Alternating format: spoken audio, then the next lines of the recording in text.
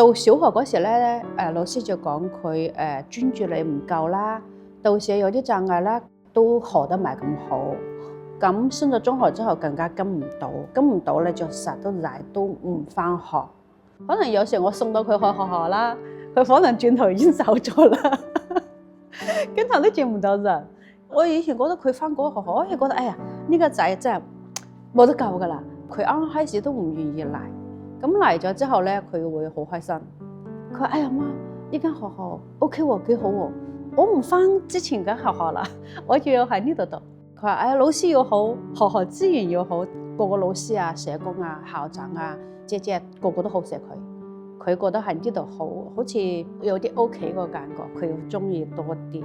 佢反而係一嚟咗呢度就中意咗，佢就有啲信心返學啦。之前佢返嗰邊學校嗰時咧，要唔返學啊，咁我都成日都佢，點解要唔返學啊？點咧？叫佢講佢，我鬧佢。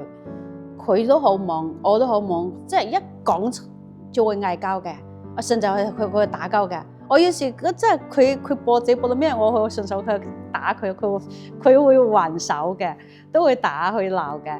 咁返咗呢度咧之後咧，佢就好似慢慢改變咗。咁有啲咩嘢佢會同我分享，去同我講。哎呀，學校我今日喺學校又做咗咩嘢啊？佢返嚟去講。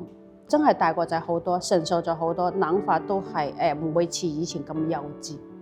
咁如果有啲家長啲小朋友啊，覺得係好似我仔咁樣嘅情況，唔中意返學啊，驚佢學曳啊，都可以嚟學校嘅。咁我覺得真係學校幫到佢好多，幫到小朋友好多嘅。